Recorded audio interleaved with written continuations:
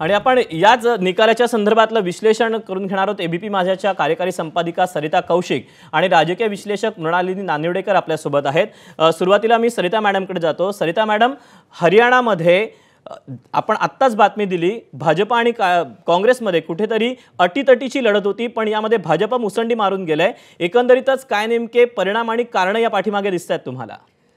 खरं बघितलं तर भाजपाची जी एक महत्त्वाचं जे पाऊल त्यांनी उचललेलं होतं ते म्हणजे मुख्यमंत्री बदलाचं, ते कुठेतरी काम करून गेलंय असं आपण म्हणायला पाहिजे। जे काही अँटी इन्कम्बन्सी होती, 2 टर्मची होती आणि जे काही विषय होते तिथे, म्हणजे मग ते तिथं जाट जवान पहलवान हे सगळे जे विषय होते ते सगळे विषय लक्षात घेता कुठेतरी मुख्यमंत्री बदल हे एक महत्त्वाचं असू शकतं।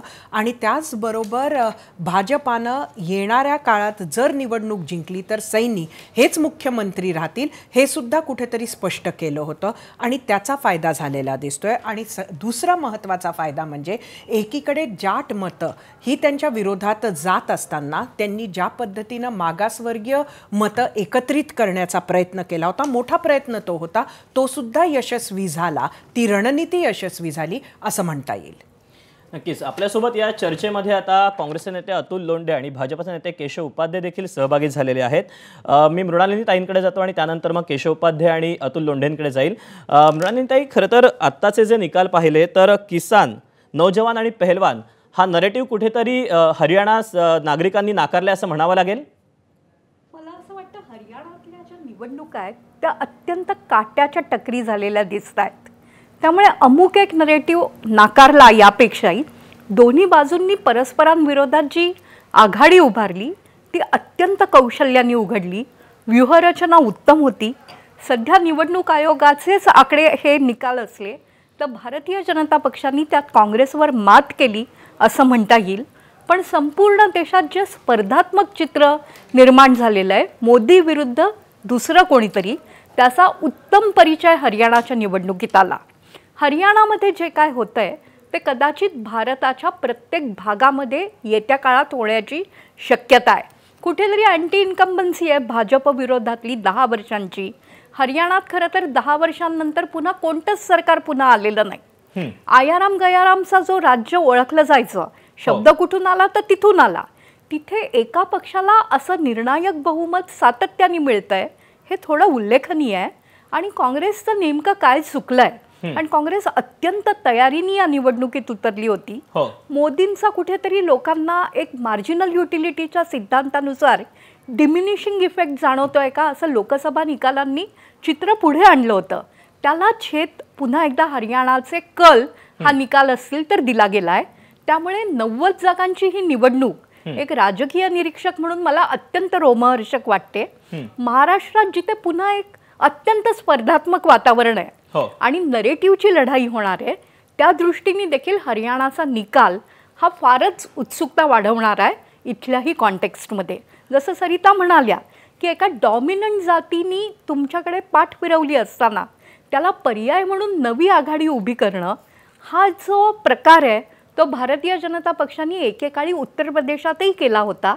त्याचे अभियंते असलेले, त्या सामाजिक इंजिनिअरिंगचे भूपेंद्र यादव महाराष्ट्राचे प्रभारी आहेत। त्यामुळे महाराष्ट्रात नेमकं काय होईल याचा कास्केडिंग इफेक्ट म्हणून ते पण बघणं खूप महत्त्वाचं ठरणार आहे। काँग्रेस नेते अतुल लोंढे आहेत। अतुलजी, खरं तर सुरुवातीला काँग्रेस अगदी 60-61 जागांपर्यंत पोहोचलेली होती आणि त्यानंतर आता 35 जागांवर आलेली आहे। तुमचं निरीक्षण आणि या सगळ्याचं विश्लेषण काय सांगतं? नाही, असं आहे दीपक की सगळ्यात पहिले आपण एक गोष्ट लक्षात घेतली पाहिजे की 20 जागा या 3000 पेक्षा कमी मतांनी मागे पुढे आहेत। त्यातल्या 3 जागा आमच्या 1.5 ते 2.5 मतांनी पुढे आहेत आणि 17 जागा BJPच्या या 93, 150, 156 अशा ते 3000 अशा याच्यानी पुढे आहेत। त्यामुळे निकाल लागला असं जर कोणी म्हणत असेल तर ते अतिशय चुकीचं ठरेल। अजूनही आम्हाला असा खात्री आहे आमची की आम्ही 55 जागाच्या आसपास जाऊ। आता एक गोष्ट काल काय म्हणले होते सैनी काल परवा कि मैंने सब अरेंजमेंट करके रखी, आप चिंता ना करें। आता प्रशासनावर एवढा जबरदस्त दबाव आहे की आमच्या 11 जागा पुन्हा 11 जागेवर आम्ही आघाडीवर आलेलो आहे, 47 जागांवर आता आम्ही आलेलो आघाडीवर आणि BJP मागे पडलेली आहे, पण ते अपडेट होत नाही आहे। आणि तो दबाव दूर करण्यासाठी आता आमचे सगळे नेते जे आहेत ते काउंटिंग सेंटरवर जात आहेत. तर ह्या येन केन प्रकारे लोकशाहीचा गळा दाबण्याचा प्रयत्न कशा पद्धतीनं BJP करते याचंही तिथे एक जिवंत उदाहरणं ते स्पष्टपणे दिसत आहेत. जे मुद्दे आहेत त्या मुद्द्यावर आम्ही तिथे निवडणूक लढलेलो आहे आणि आम्हाला खात्री आहे की तिथे हरियाणामध्ये आमचं सरकार बनेल. आम्ही ह्या दबावाला जो आहे हे काही बळी पडणार नाही आहे. त्या दबावाला आम्ही झुगारून काढू. सगळे नेते आता आमच्या फील्डवर निघालेले आहेत. केशव उपाध्ये खरं तर हसतायत. केशव उपाध्ये, मी तुमच्याकडे येतो, पण अब्दुल्ला हे पहिल्यांदाच आता माध्यमांच्या समोर आलेले आहेत. ऐतिहासिक आणि अभूतपूर्व असं यश मिळाल्यानंतर आता पहिल्यांदाच ओमर अब्दुल्ला हे आता माध्यमांच्या समोर आलेले आहेत. फारुख अब्दुल्ला हे आता माध्यमांच्या समोर आलेले आहेत आणि त्यांच्याकडनं आता सेलिब्रेशनची तयारी सुरू करण्यात आलेली आहे. जम्मू काश्मीरमधला हा सगळा कल आहे. नॅशनल कॉन्फरन्स आणि काँग्रेस आघाडीला स्पष्टपणे बहुमत या ठिकाणी जे कल आलेले आहेत त्यानुसार मिळताना पाहायला मिळते. भाजपला 29 जागा मिळाल्यात, PDPला 3 तर इतर 10. आपण पुन्हा एकदा चर्चेकडे वळूयात. केशवजी, आता तुम्ही अतुल लोंढेंची प्रतिक्रिया ऐकलीत की कुठेतरी प्रशासनावर या सगळ्याचा दबाव आहे आणि त्यामुळेच आकडे अपडेट केले जात. आम्ही जवळपास 55 जागांपर्यंत पोहोचू असा विश्वास लोंढे बोलून दाखवत आहेत. असं आहे, मला हसू एवढंच आलं की मला असं वाटलं की लहान मुलंसुद्धा यापेक्षा वेगळी म्हणजे बरी किरकिरी करत असतात. ते असं रडत नसतात लहान मुलंसुद्धा. आत्ताचं चित्र बघता ज्या पद्धतीचं रडगाणं काँग्रेसने घ्यायला सुरू केलं आहे की म्हणे प्रशासनावर दबाव आहे, अमुक आहे, तमुक आहे. माझं म्हणणं जरा बरी कारणं तरी द्यायची पराभवाची. आता पराभवाची काही कारणं वेगळी सुचत नाहीत. त्यामुळे मग आता डायरेक्ट निवडणूक आयोगावर दबावाचं सुरू केलं. तो इतकं हास्यास्पदही होऊ नका, माझं काँग्रेसला विनंती आहे. मुळात एक लक्षात घेतलं पाहिजे की हे तिसऱ्यांदा भारतीय जनता पार्टी हरियाणा जिंकत आहे आणि ज्या पद्धतीनं म्हटलं जातं की एक सरकार कुठल्याही सरकारच्या विरोधामध्ये एक वातावरण असतं, पण ते अँटी वातावरण जे आहे ते पॉझिटिव्ह करण्याचं काम भारतीय जनता पार्टीचं इथलं सरकार, भारतीय जनता पार्टीचे कार्यकर्ते आणि अर्थात पंतप्रधान नरेंद्र मोदींजीबद्दल लोकांचा असलेली विश्वासार्हता या गोष्टीच्या आधारावरती त्या ठिकाणी होताना दिसतंय. आणि सकाळपर्यंत 8पर्यंत भारतीय जनता पार्टीला हरियाणामध्ये कुणी गृहीते धरत नव्हतं. भारतीय सुफळा साफ होणार, काय 5-10 जागा पण मिळणार नाहीत, अशा प्रकारच्या गप्पा, अशा प्रकारच्या गोष्टी या साधारणतः सकाळी 8 वाजेपर्यंत 9 वाजेपर्यंत सगळ्या सुरू होत्या. आता निकाल ज्यावेळी बदलायला सुरुवात झाली, आत्तापर्यंत हे रडगाणं सांगत होते. EVMचं आता रडगाणं सुरू झालं. इलेक्शन कमिशनवरती आता संशय घेण्याचं काम सुरू झालं. या देशातल्या ज्या प्रतिष्ठित संस्था आहेत त्याच्याबद्दल संशय निर्माण करण्याचं काम अत्यंत घातक आहे. पण काँग्रेसकडनं होतं आहे, हे काही चांगलं निशाणी नाही. पण आपलं पराभव का झाला, एक सोपं उदाहरण त्यातलं खरं म्हणजे ज्याच्या आधारावरती खरं हरियाणामध्ये ते लढत होते, भूपेंद्र हुडाजी. 2005ला ते आले, तरी त्यावेळी त्यांना जागा जिंकल्या होत्या, त्यावेळी 65-90 पैकी. 2010मध्ये आले, त्यावेळी त्या आले 40वरती आणि 2014मध्ये काँग्रेसला मिळालं 15 जागा. जे नेतृत्व राहुल गांधी असो अथवा भूपेंद्र हुड्डा जे कधी काँग्रेसला पुढे घेऊनच जाऊ शकले नाहीत, अशा नेतृत्वाच्या आधारावरती एक ते प्रचार करत होते. पहिला मुद्दा. दुसरा त्यातला आणखीन एक मुद्दा सगळ्यात महत्त्वाचा की जो खोटा नॅरेटिव्हचा प्रसार करण्याचा प्रयत्न लोकसभेच्या वेळी झाला, तो खोटा नॅरेटिव्हचा प्रसार यावेळी ते करू शकले नाहीत.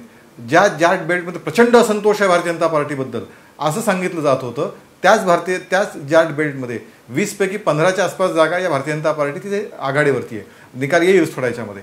त्यामुळे ज्या पद्धतीचं एक वातावरण निर्माण करण्याचा, खोटा नॅरेटिव्ह करण्याचा, ती आणखीन एक महत्त्वाचा मुद्दा ठरला.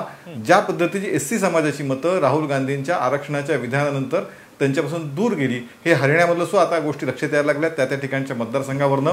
त्यामुळे आरक्षण रद्द करू हे विधान राहुल गांधींचं होतं, ते त्या ठिकाणी त्यांना मारक ठरलं, हेही लक्षात येत आहे. पण तरीसुद्धा ही वस्तुस्थिती कुठल्याही प्रकारचं आशादायी नेतृत्व ना केंद्रात ना राज्यात लोकांनी कशासाठी मतदान करायचं, लोकांमध्ये असंतोषाचा खोटं नॅरेटिव्ह निर्माण करण्याचा प्रयत्न केला जो वस्तुस्थितीला धरून नव्हता. आणि त्याचबरोबर खोटे ज्या पद्धतीचं राहुल गांधी बोलले आम्ही आरक्षण रद्द करू, अमुक करू, ज्या पद्धतीचं त्या सगळ्याचा परिणाम. आणि भारतीय जनता पार्टीचं मगाशी सुरुवातीला सांगितलं, भारतीय जनता पार्टीचं सरकार जे आम्ही अँटी इन्कम्बन्सीचं प्रो इन्कम्बन्सी निर्माण करण्यामध्ये भारतीय जनता पार्टीच्या भाजपनं तर जे काही मुद्दे होते ते तडीस नेण्याचा पूर्णपणे प्रयत्न केलेला आहे आणि काँग्रेसला आता तुम्ही सांगताय की पराभव स्वीकारावा. अतुल लोंढेजी, मी तुमच्याकडे येतोच. जे केशव उपाध्यांनी जे मुद्दे उपस्थित केले होते त्याबद्दल, मात्र जी अपडेट येते ती अपडेट आपण जाणून घेऊयात. नॅशनल कॉन्फरन्सच्या कार्यकर्त्यांनी जल्लोषाला सुरुवात केली. जम्मू काश्मीरमधील दणदणीत विजयानंतर नॅशनल कॉन्फरन्समध्ये उत्साहाचं वातावरण आहे आणि याचा आढावा आमच्या प्रतिनिधीनं घेतला, आपण तो पाहूया. ABP माझा, उघडा डोळे बघा नीट.